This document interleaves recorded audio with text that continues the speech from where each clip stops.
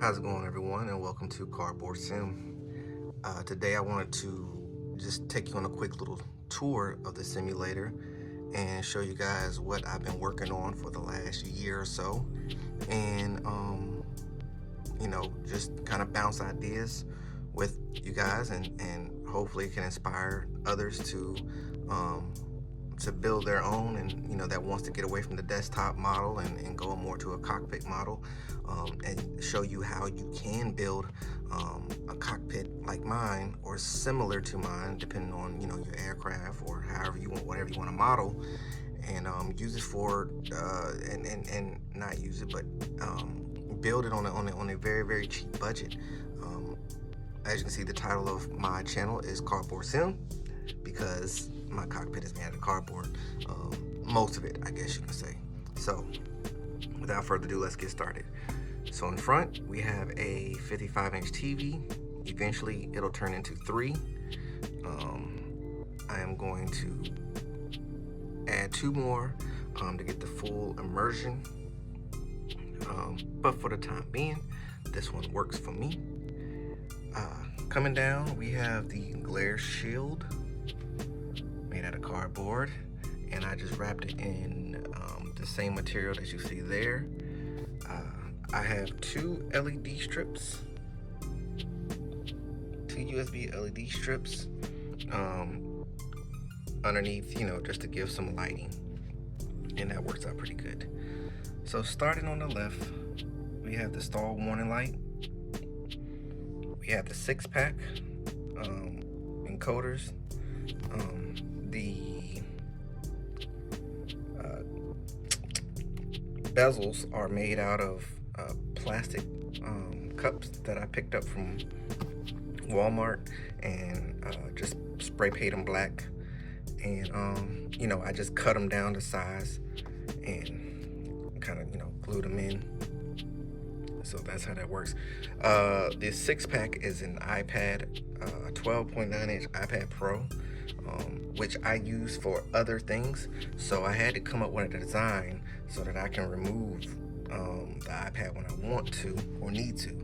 So all I did was I added some extra pieces of cardboard behind there to bring the panel out.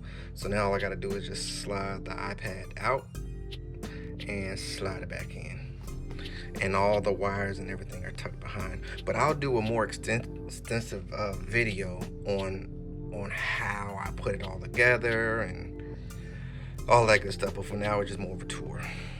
So moving on, here is an iPad mini with the JPI, I think the 930, which I actually like. I think it looks better. Kind of gives, you got the steam gauges, and then you kind of have like the avionics panel upgrade, kind of situation going on there. So I love it. Only thing I don't like is the fact that my oil pressure doesn't show up, because the oil pressure on this aircraft is different than the range that this shows. And these 2 tablets are ran with Air Manager. Coming over here, we have the avionics panel. Got the avionics master switch. We have the 750, GTN 750, and the autopilot. I did have the GNS 530 built on this, but when I found out that this aircraft had the 750 mod, I had to change it. The 750 just does wonders compared to the GNS 530, which the 530 is still an amazing piece of equipment. But I like the way it looks, and I like that it just gives you more features. So this tablet is a 10-inch Amazon Fire tablet, and it runs the GTN 750 and the autopilot. This is ran through Space Desk, and I'm also using pop-out manager to throw the panels into place and lock them into place, so I don't have to keep repositioning. So if you don't know about pop-up panel or pop-out manager, let me know and I'll do a video about that. It also now has touchscreen features, so that works. Home button, direct, encoders, all that works. All these buttons work. This is just what do you call construction paper with some white paper that I cut out and just wrote all the names of the buttons. Now all these are buttons, so this does work. Yeah, it does work. Everything functions fine there. Coming over, we have the battery and gen test switch. I could not get this to link to the one in the aircraft, so I just kind of created one myself. So it doesn't serve no purpose, just more so, just to verify lights is on. It's just kind of one of those things. Coming back over, we have the power panel, I guess you can say. So I guess we start over here. We have the battery and the alternator switch. We have the mag switch and a push button start. Now, the story behind this, like I said, I was building this thing to be as cheap and cost effective as possible. So what I did was, I had an old fan laying around. I took the fan switch out. It only had 4 positions. So it's for the off, left mag, right mag, and both. And then I just purchased a start button to start the aircraft versus the key. And it works, so I'm cool with that. Coming over here, we have another 10-inch tablet. This is something, I just got this with Christmas gift card money. So like I said, I refuse to spend a lot of money on this thing. I was trying to see how far I can go, but anyway, I digress. This is a 10-inch off-brand tablet. I can't think of the name of it. I found it on Amazon. I was just trying to find something that had the capability of utilizing Navigraph. And I think with tablets or Androids, you gotta have at least 11 Android 11 to run that Navigraph. So that's what I shot for. That's what I got, and it works fine. It's sitting on a CH yoke custom product yoke that I've created, which I'll go more into detail in another video about that. But this is just sitting on one of those. There you go. Okay. So you put in your car, magnetize your phone. Yeah, that's all that's sitting on, and it works good. Functions work fine, as you can see. That works. Over here we have the flap and landing gear indicator. Yeah, it looks rough, I know, but it works. Here's the flap switch, so that works. We have USBs, just in case I need to charge a tablet or for anything else inside the sim. We have our light switches, or switch panel down here. Here's our park and brake, and then we have circuit breakers on both sides. And these are made out of I went to the auto parts store, and the little pieces where you wire, you put the piece of wire together. I can't think of the name of it right now, but you know what I'm talking about. That's what those are. They aren't wired or nothing, just there for aesthetics. Coming over here, we have the TPM and the trim panel, or the trim wheel. The TPM, I'm using, these are wooden dials. I don't know that, hold on. Yeah. With some slide potentiometers in the back, and the caps, I vape. And so these are the caps from the vape bottles. And I've just painted them, the colors according to their position and what they do. So that works fine. More to follow on that in regards on how I created that. Trim wheel works fine. Originally I had it there,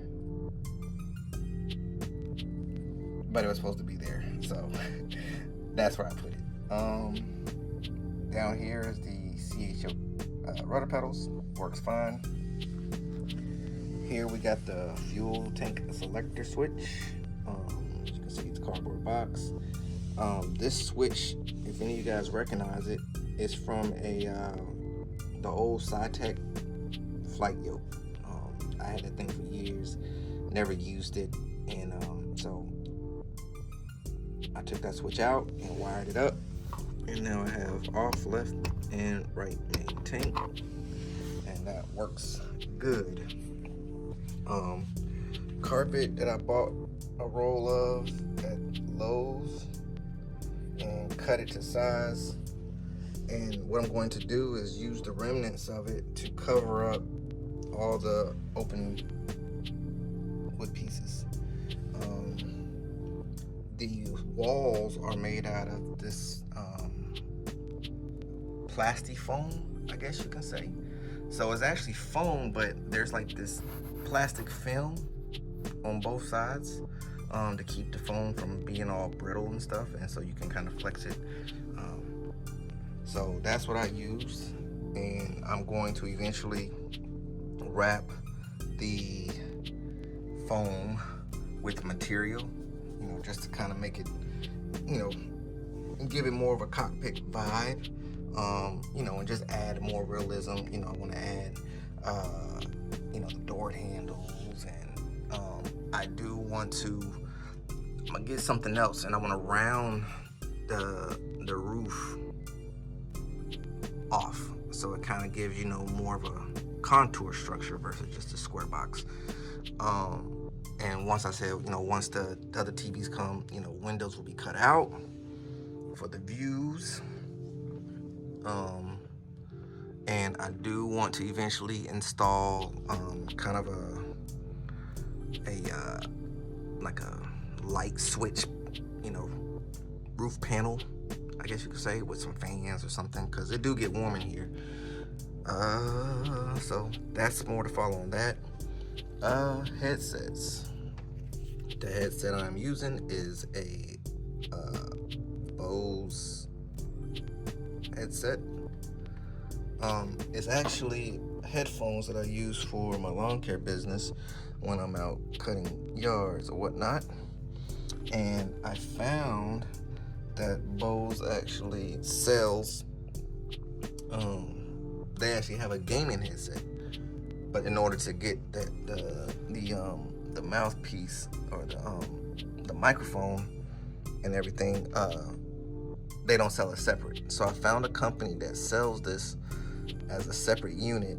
So I got that from Amazon, and then that piece right there is USB. That's the actual Bose power unit, and it sounds like a champ.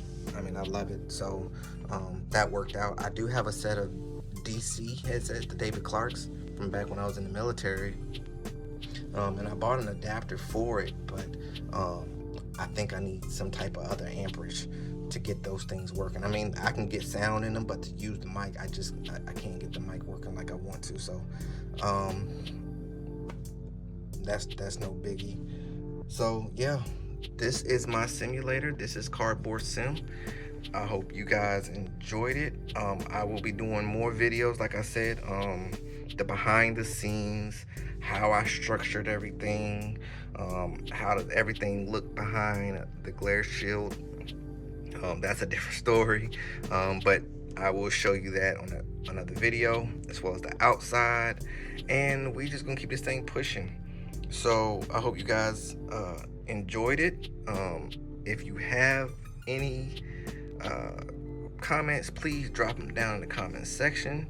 If you like this video, please like it, give me that thumbs up, And if you haven't subscribed already, please subscribe. That would definitely help my channel out, because I would like to use this channel eventually to help continue the build process of this sim and to give you guys better content and things of that nature. So